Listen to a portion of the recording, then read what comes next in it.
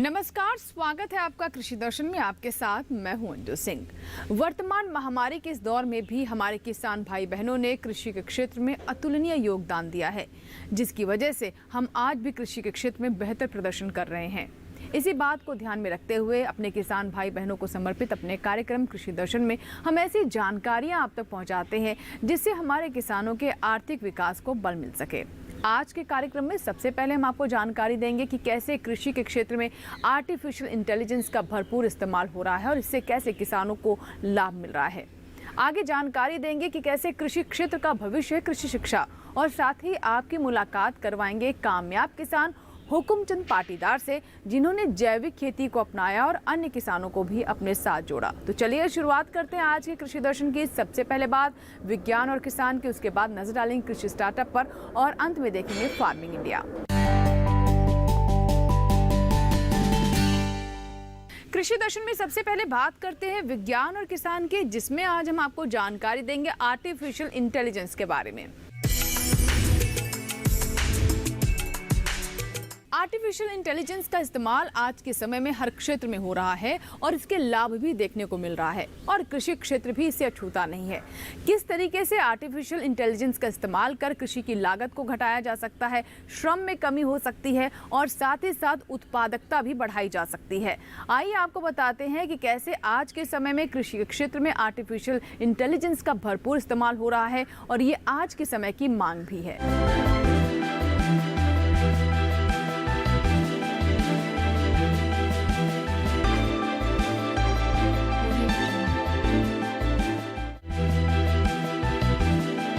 एक आकलन के मुताबिक 2050 तक दुनिया की आबादी 9 अरब तक पहुंच जाएगी। जाहिर है इससे खाद्य पदार्थों की मांग में इजाफा होगा। इस मांग को पूरा करने के लिए कृषि उत्पादन में करीब 70% की बढ़ोतरी करनी होगी। विशेषज्ञों का कहना है कि अभी के हालात को देखते हुए 2050 में उत्पन्न मांग का सिर्फ 10% हिस्सा ही कृषि योग्य भूमि से मिल सकेगा।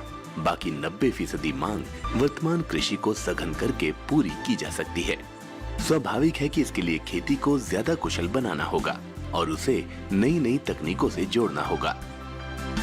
खेती में मजदूरों का मिलना कम होता जा रहा है और जो भी मजदूर काम कर रहे हैं उनकी मजदूरी निकालना किसानों के लिए मुश्किल होता जा रहा है। यही वजह है खेती में मशीनीकरण बढ़ रहा है। एक जमाना था जब खेती के ज्यादातर काम हाथ से होते थे। जुताई हो, निराई हो, सिंचाई हो या कटाई, हर काम पूरी तरह इंसानी मेहनत पर निर्भर था। फिर धीरे धीरे मशीनें बनने लगी। ट्रैक्टर, थ्रेशर और अलग अलग फसलों की बुआई और कटाई के लिए, यहाँ तक कि निराई गुड़ाई के लिए भी मशीनें मौजूद हैं। मृदा और फसल की निगरानी के लिए कंप्यूटर विजन और डीप लर्निंग का उपयोग करके ड्रोन बनाए जा रहे हैं। इनसे डेटा इकट्ठा करना आसान होता है। इसके अलावा मशीन लर्निंग का उपयोग करके कई मॉडल भी विकसित किए जा रहे हैं, जिनसे मौसम परिवर्तन जैसे पर्यावरणीय प्रभाव से फसलों को बचाया जा सकता है। कई स्टार्टअप भी कृषि क्षेत्र की सेवा में लगे हैं। PEAT ऐसा एप्लीकेशन है जिसमें मशीन का उपयोग कीटों और मिट्टी की बीमारियों का पता लगाने में किया गया है, जबकि ट्रेस जीनोमिक्स में मशीन लर्निंग का उपयोग मिट्टी की गुणवत्ता में गिरावट का पता लगाने के लिए किया गया है। एवेयर एक उपग्रह आधारित सिस्टम है जो मौसम की भविष्यवाणी और फसलों की स्थिति को जानने में उपयोगी है। फार्म शॉट्स भी उपग्रह पर आधारित सिस्टम है जो फसलों के स्वास्थ्य की निगरानी करता है, जबकि प्रॉस्पेरा फसलों को लगने वाले रोगों का अनुमान लगाने में मददगार है। कृषि रोबोट में ब्लू रिवर टेक्नोलॉजी खरपतवार को नियंत्रित करने में इस्तेमाल होती है। ये सिस्टम हर खरपतवार को चुन चुन कर नष्ट कर देता है, जबकि हार्वेस्टर क्रू रोबोटिक्स फसलों की कटाई में काम आता है। फार्म बोट एक तरह का स्वचालित सिस्टम है जिसमें भूमि की तैयारी से लेकर फसल की बुआई, निराई गुड़ाई और सिंचाई भी मशीनों के जरिए होती है। कृषि क्षेत्र में रोबोट और ऑटोमेटिक उपकरणों का इस्तेमाल डेयरी फार्म और ग्रीन हाउस में ही हो रहा है। यही वजह है कि हमारे देश में अभी इसका उपयोग बेहद कम है।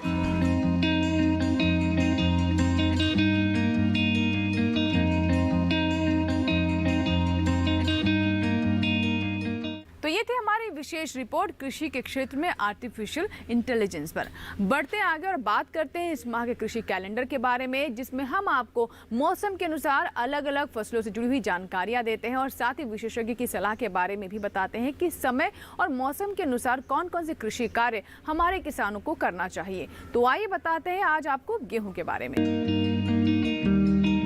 उत्तर पश्चिमी क्षेत्रों में सिंचित गेहूं की बुआई का उत्तम समय नवंबर का पहला पखवाड़ा है, जबकि उत्तर पूर्वी क्षेत्रों एवं मध्य भारत में सिंचित गेहूं की बुआई का सही समय मध्य नवंबर है। सिंचित दशा में देर से बुआई दिसंबर के प्रथम पखवाड़े में समाप्त कर लेनी चाहिए। सिंचित दशाओं में समय से बुआई के लिए बीज दर 100 किलोग्राम प्रति हेक्टेयर है। देर से बुआई करने पर गेहूं की उचित बीज दर 125 किलोग्राम प्रति हेक्टेयर है। बीज साफ, स्वस्थ एवं खरपतवारों के बीजों से रहित हो। यदि पिछले वर्ष का बीज प्रयोग कर रहे हैं तो उसको बवस्टीन अथवा थिरम दवा 2.5 ग्राम प्रति किलोग्राम बीज से उपचारित कर लेना चाहिए। ये था इस माह का कृषि कैलेंडर, जिसमें हमने आपको बताया कि ये समय गेहूं की बुआई के लिए उपयुक्त है और ऐसे में क्या होनी चाहिए बीज दर, खेती कैसे करें किसान तैयारी। फिलहाल वक्त है छोटे से ब्रेक का। ब्रेक के बाद जब वापस आएंगे तो बात करेंगे कृषि स्टार्टअप की। कहीं मत जाएगा, बने रहे कृषि दर्शन के साथ। छोटा सा ब्रेक।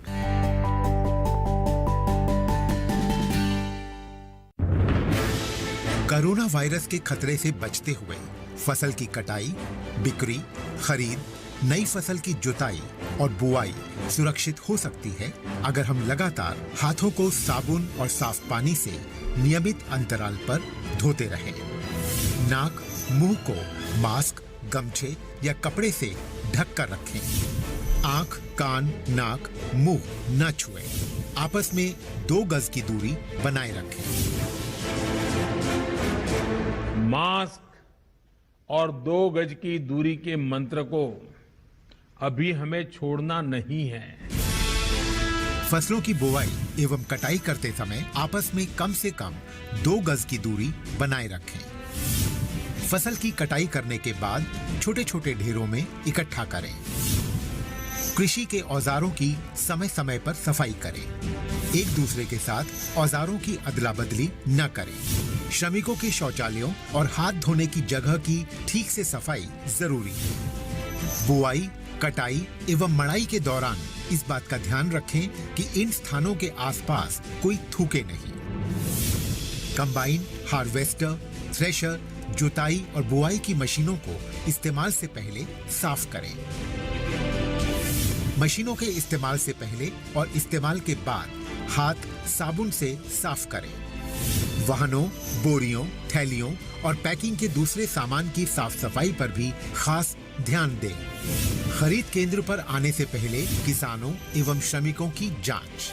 खरीद केंद्रों पर भीड़ न लगाएं एवं किसानों को बारी बारी से बुलाएं। गोदामों पर खरीदी हुई फसल को लेने में शीघ्रता करें ताकि किसानों एवं श्रमिकों को रुकना ना पड़े। कोरोना के खतरे से बचाव और अधिक जानकारी के लिए आरोग्य सेतु ऐप डाउनलोड करें। देश में खाद्य सुरक्षा के ये सिपाही भोजन की निरंतर उपलब्धता को सुनिश्चित करते हैं। किसान स्वस्थ रहें, तभी हम कोरोना वायरस से जीत पाएंगे, आगे बढ़ पाएंगे। किसान सबल, देश प्रबल।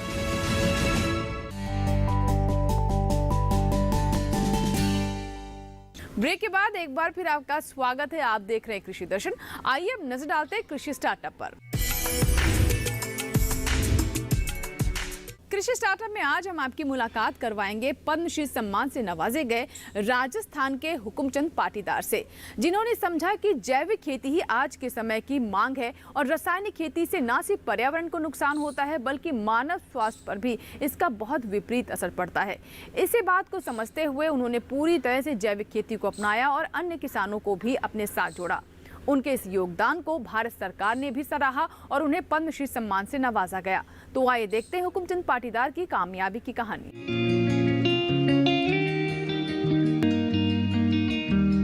जैसा होगा अन्न वैसा होगा मन, इसी अवधारणा को समझते हुए ज्यादातर किसान रासायनिक खेती को छोड़ जैविक खेती को अपना रहे हैं। रासायनिक खेती से जहां पर्यावरण पर बुरा असर पड़ रहा है, वहीं मानव स्वास्थ्य पर भी विपरीत असर दिखाई देने लगा है। इस गंभीरता को समझा राजस्थान के किसान हुकुमचंद जी ने। जैविक खेती के लिए किए गए उनके प्रयासों की वजह से ही उन्हें पद्मश्री से भी सम्मानित किया गया है। राजस्थान जिला झालावाड़ के रहने वाले हुकुमचंद पाटीदार जी का खेती से गहरा नाता है। वो पहले रासायनिक खेती किया करते थे, लेकिन जैसे जैसे रासायनिक खेती के दुष्परिणाम समझ आते गए, वैसे वैसे हुकुम जी ने इससे नाता तोड़ दिया और साल 2003 से जैविक खेती का रुख कर लिया। हालांकि शुरुआत में उन्हें पहले के मुकाबले 60% कम पैदावार मिली, लेकिन उन्होंने हार नहीं मानी, क्योंकि उनका लक्ष्य रासायनिक खेती की जगह जैविक खेती को अपनाना था। वो अपने फैसले पर अडिग थे और इसी फैसले के तहत हुकुम जी ने अगले साल 40 एकड़ खेत में जैविक खेती की। इस बार खेती करते हुए उन्होंने अपनी कमियों को दूर किया और अपनी मंजिल की तरफ बढ़ गए। हुकुम जी ने अपने खेतों में जैविक फसलें उगाने के लिए जैविक खाद का इस्तेमाल किया। वो मुख्य रूप से हरी खाद, जीवामृत, पंचगव्य, गोबर खाद और वर्मी कंपोस्ट का प्रयोग करते हैं। जैविक खाद के उपयोग से धीरे धीरे मिट्टी की उर्वरा शक्ति में सुधार होता गया और पैदावार में इजाफा। इस अभूतपूर्व सुधार से प्रेरित होकर हुकुम जी ने अपने फार्म हाउस पर ही जैविक खाद बनाने का काम शुरू किया।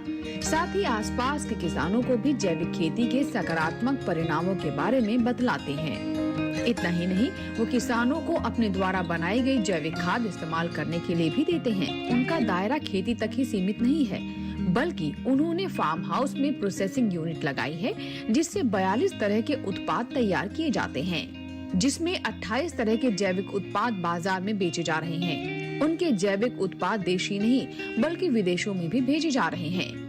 जैविक खेती को बारीकी से समझने वाले हुकुम जी बताते हैं कि प्रकृति में हर जीव का अपना अलग योगदान है। यदि पर्यावरण संतुलन बनाए रखना है तो जैविक खेती को अपनाना ही होगा। एक छोटी सी सीख से शुरू किया गया उनका ये सफर आज बड़े पैमाने पर असर दिखा रहा है। उनके क्षेत्र में करीब 400 हेक्टेयर में जैविक खेती की जा रही है, जिसमें करीब 360 किसान अपना योगदान दे रहे हैं। इतना ही नहीं, जैविक खेती का ये दायरा आसपास के क्षेत्रों में भी फैल रहा है, जिससे वर्तमान ही नहीं भविष्य में भी बेहतर परिणाम मिल सकेंगे। तो ये थी हुकुमचंद पाटीदार की कामयाबी की कहानी। उम्मीद करते हैं कि हमारे अन्य किसान भी जैविक खेती की ओर प्रेरित होंगे। इसी के साथ ही यहाँ वक्त है एक छोटे से ब्रेक का। ब्रेक के बाद जब वापस आएंगे तो बात करेंगे फार्मिंग इंडिया की। कहीं मत जाइएगा, देखते रहे कृषि दर्शन। छोटा सा ब्रेक।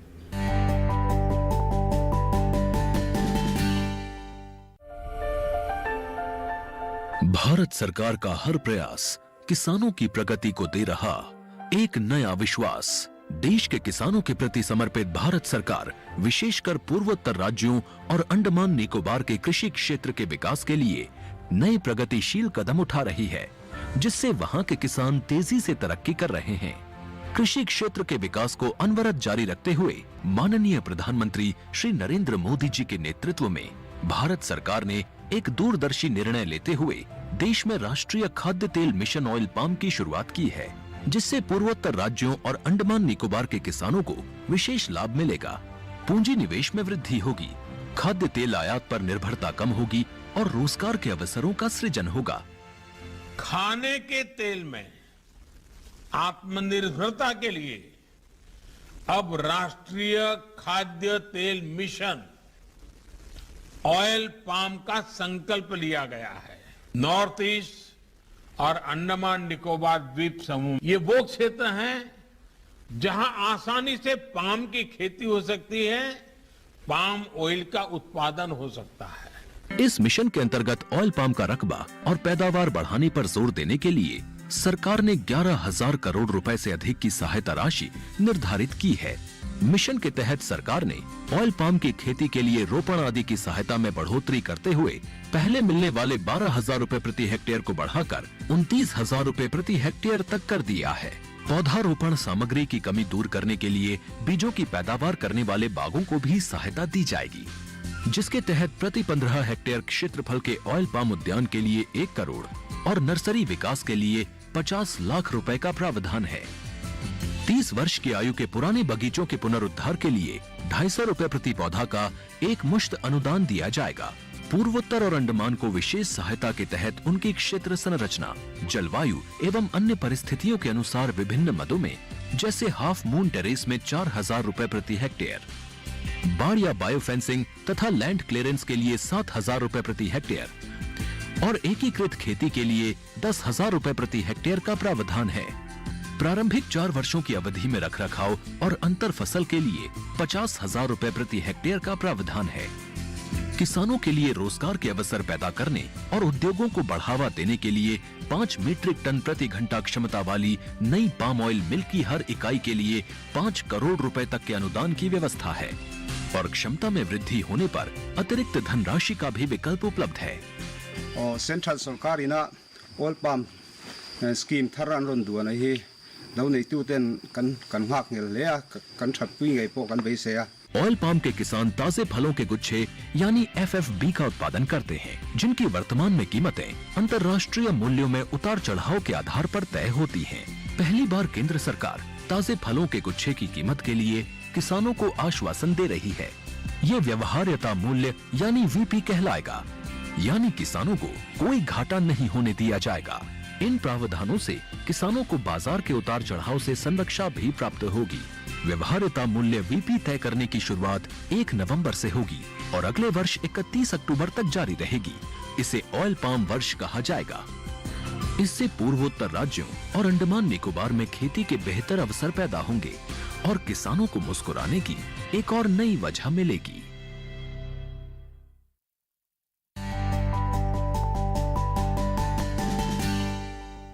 ब्रेक के बाद एक बार फिर आपका स्वागत है। आप देख रहे हैं कृषि दर्शन। आइए हम नजर डालते हैं फार्मिंग इंडिया पर, जिसमें हम आपको दिखाते हैं कृषि जगत की तमाम हलचलें।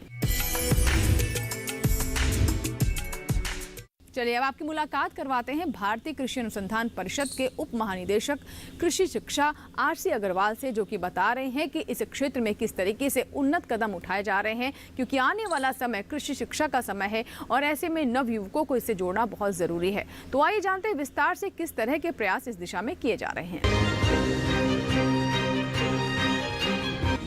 भारत में कृषि का इतिहास उतना ही पुराना है जितनी पुरानी सभ्यताएं हैं। सभ्यताएं बदलती रहीं और साथ साथ कृषि का स्वरूप भी बदलता गया और इसका महत्व दिन प्रतिदिन बढ़ता गया, जिसकी वजह से इस क्षेत्र में स्वरोजगार के अवसर भी बढ़ गए हैं। वर्तमान समय में अगर आप खुदरा रोजगार चाहते हैं तो कृषि इसके लिए एक उत्तम विकल्प है। विशेषकर कृषि शिक्षा को देखें तो कृषि शिक्षा में जहाँ की हम पहले से ही बहुत सारी चीज़ों का अनुपालन कर रहे थे जो कि अभी शिक्षा नीति में आई हैं, मैं समझता हूँ कि और ज़्यादा इसका बच्चों का सर्वांगीण विकास होगा और इससे बच्चे बहुत कुछ सीखने के लिए इनको मिलेगा। बच्चों को हमारे जो पहले से ही कार्यक्रम चल रहे थे कि एक्सपीरियंशियल लर्निंग का है, हमारे गाँव में बच्चों को अटैच करने का है, इंडस्ट्री लिंकेज का है, तो इन सब चीज़ों को हम और अब ज़्यादा बल देंगे और उन पर हम बहुत सारा बल भी दे रहे हैं कि किस तरह से अच्छी अच्छी यूनिट्स जिनसे बच्चा ज़्यादा सीख सके हम कैसे स्थापित करें और कैसे बच्चों को between the university student exchange programme के द्वारा भी बच्चों को अगर उसके यूनिवर्सिटी में ये सुविधा नहीं है तो किसी दूसरी यूनिवर्सिटी में जाके किस तरह से उन चीज़ों को सीख सकता है। तो इन सब चीज़ों पर हम अब इसमें बहुत बल दे रहे हैं। कृषि क्षेत्र में अगर हम स्वरोजगार की बात करें तो आप कोई भी फसल और किसी भी किस्म की खेती कर सकते हैं और इसकी पूरी जानकारी के लिए आप अपने आसपास के कृषि विज्ञान केंद्र से मदद ले सकते हैं, जो आपकी हर तरह से मदद करेगी। साथ ही आपको पशुपालन के क्षेत्र में भी स्वरोजगार से काफी मुनाफा मिल सकता है। आज कई इंजीनियर और पढ़े लिखे व्यवसायी भी शूकर पालन, मछली पालन जैसे कार्यों को कर काफी मुनाफा कमा रहे हैं। ये क्षेत्र ऐसा है जिसमें आप कम लागत में अधिक मुनाफा कमा सकते हैं। हमारी सरकार ग्रामीण और शहरी क्षेत्र के युवाओं को कृषि से जोड़ने के लिए काफी महत्वपूर्ण कदम उठा रही है और उद्यमिता विकास में एक छोटी अवधि प्रमाण पत्र और डिप्लोमा कार्यक्रम भी होना चाहिए और कृषि व्यवसायों में नियोजित होने के लिए आवश्यक ज्ञान और कौशल भी पैदा होंगे। नहीं, सभी यूनिवर्सिटीज़ भारतवर्ष में जैसा कि आपको विदित है करीब 74 विश्वविद्यालय हैं जहाँ की एग्रीकल्चर पढ़ाया जाता है, जो सरकारी हैं। गैर सरकारी भी हमारे करीब 60 के आसपास हैं। और मैं समझता हूँ कि ये जो हमारे 74 कृषि विश्वविद्यालय हैं, इन सब में एक समान सभी पाठ्यक्रम चलता है और कोई डिफरेंस इसमें नहीं है। और जो हम लोग अपना एक कार्यक्रम निश्चित करते हैं डीन्स कमेटी के द्वारा अंडर ग्रेजुएट लेवल पर और BSMA के द्वारा पोस्ट ग्रेजुएट और PhD लेवल पर, वो सभी हमारे विश्वविद्यालय उसको मानते हैं और उसी पाठ्यक्रम के हिसाब से सभी पाठ्यक्रम चलता है सभी विश्वविद्यालयों में। और कोई इसमें विभिन्न तरह के कार्यक्रम नहीं है। लेकिन कुछ विश्वविद्यालयों को हमने करीब 20% पाठ्यक्रम अपने हिसाब से अपने अनुरूप चेंज करने का भी प्रावधान हमने दे रखा है कि अगर कोई लोकल रिक्वायरमेंट है या कोई आपकी इस तरह की रिक्वायरमेंट है जहाँ बच्चा आपको लगता है कि ज़्यादा सीखना चाहिए, तो आप अपने हिसाब से कुछ नए कोर्सेज उसमें ऐड कर सकते हैं, चेंज कर सकते हैं। बढ़ते हैं आगे, बात करते हैं कृषि मोबाइल ऐप के बारे में। इस भाग में हम किसानों को जानकारी देते हैं कि कैसे कृषि ऐप को डाउनलोड कर तमाम जानकारियां हासिल कर सकते हैं। जी हां, आज के दौर में हमारे किसान भी डिजिटल वर्ल्ड से लगातार जुड़ रहे हैं और इससे तमाम उपयोगी जानकारियां हासिल कर रहे हैं। तो चलिए आज आपको बताते हैं किसान सुविधा ऐप के बारे में। एक बहुआयामी मोबाइल ऐप है जो किसानों को खेती किसानी संबंधित सभी जानकारियों के साथ साथ सशक्तिकरण भी प्रदान करता है। इस ऐप के जरिए किसान अगले 5 दिनों का मौसम, विक्रेता, बाजार मूल्य, कृषि सलाह, पौध संरक्षण, RPM विधियों की जानकारी ले सकते हैं।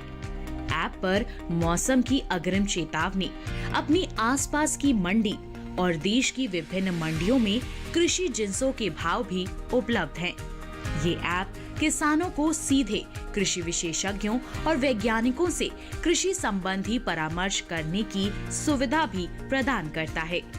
इस ऐप के जरिए किसान अपने मोबाइल पर ही खेती की उन्नत तकनीक और उनका प्रयोग करना भी सीख सकते हैं। तो अभी आपने जाना किसान सुविधा ऐप के बारे में। इसी के साथ ही आज के कृषि दर्शन में फिलहाल इतना ही। लेकिन कृषि दर्शन आपका अपना कार्यक्रम है। अगर आपके कोई सुझाव है, कोई सवाल है, तो आप हमें ईमेल कर सकते हैं। हमारा ईमेल पता है krishidarshan@gmail.com।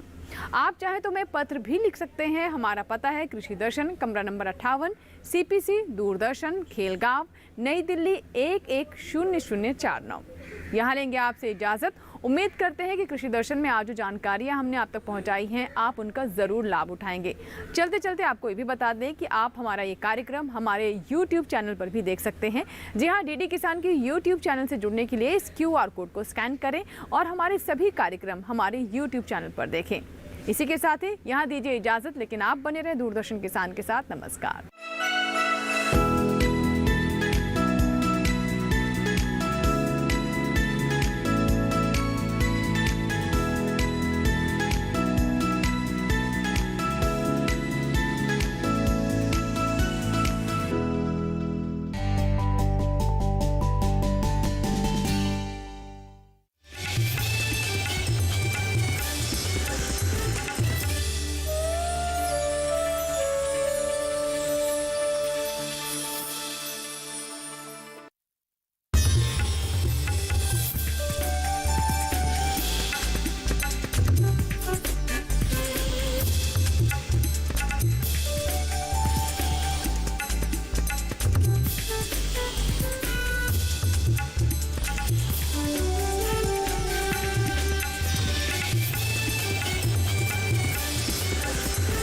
DD किसान, बदलते भारत की शान।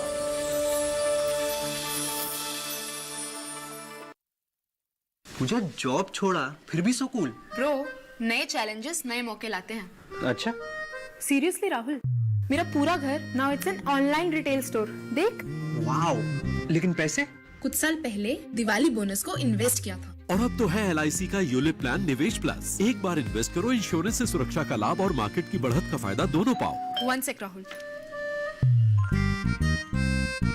Madam, you are double cool.